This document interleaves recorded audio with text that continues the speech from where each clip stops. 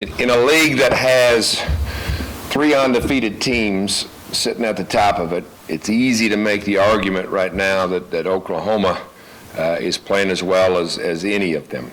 Last 3 games, they've averaged 60 points on offense. They're giving up just about 11 points on defense and playing at an extremely high level. Our kids will look forward to the challenge of going down to Norman and competing with them.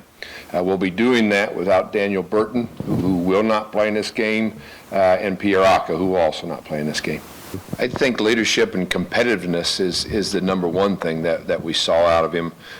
Certainly he made plays, both running and throwing, Bobby, but there were a number of underthrown balls, fixable things. He was on his front foot too soon, or he was on his back foot too long and tried to muscle it, things of that nature. Those were all fixable things. So overall, he graded out well, and anytime you win, that's the ultimate grade you want to achieve. Well, I think there was a rhythm that was established out there on the field.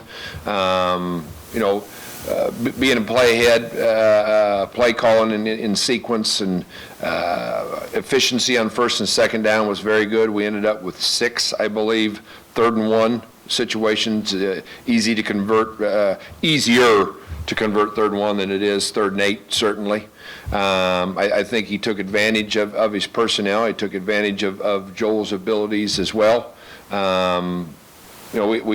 We had great energy last week as a football team that carried over from what I would describe as the last 40 minutes of success at Baylor.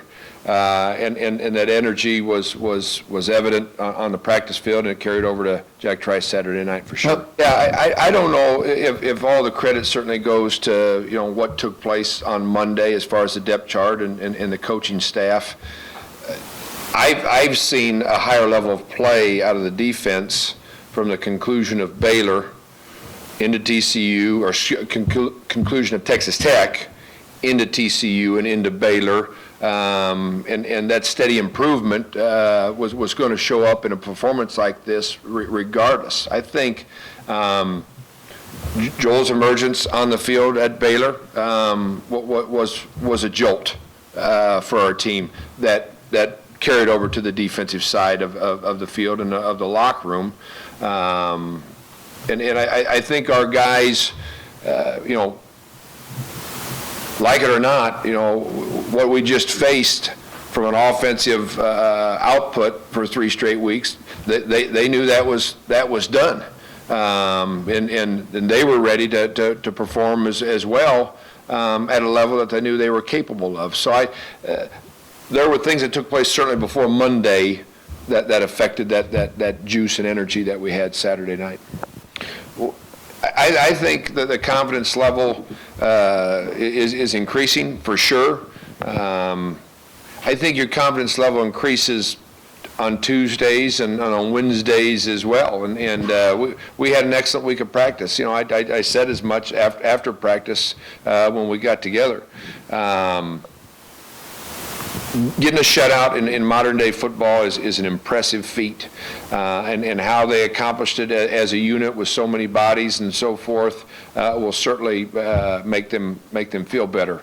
I think it's one of the great tasks of the staff to manage that confidence and use it to propel us going forward and as we move on today in typical move on Monday fashion. Oklahoma provides great challenges in that their effectiveness to run the football right now is a really great complement to their play-action passing game. We all know that Baker Mayfield can throw it and Shepard can catch it, and so can a whole host of other receivers that they have on that team. But you got to control the run, stop it if you're able to win football games. If you're going to do that, okay, they're going to have opportunities with the play-action passing game. So, playing like this, is hard. So that's what I want to see our guys do. I want to see our guys effectively read keys and play the run when they should play the run, and play the pass when they should play the pass, and play it urgently and play it fast.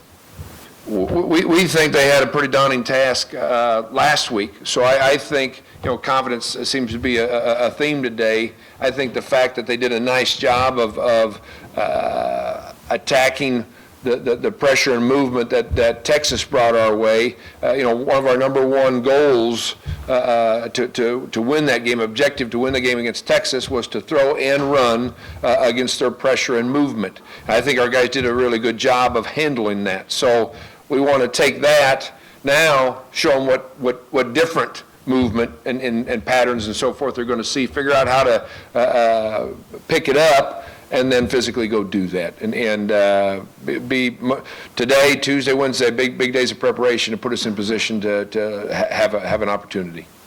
That they are.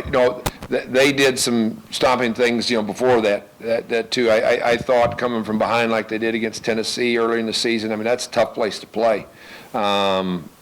It's a program that very much knows how to win. But yeah, I'm certain the importance of that game in this league and in a battle for the postseason. That Texas game was a wake-up call for them, and they've played at their highest level since then, no question about it.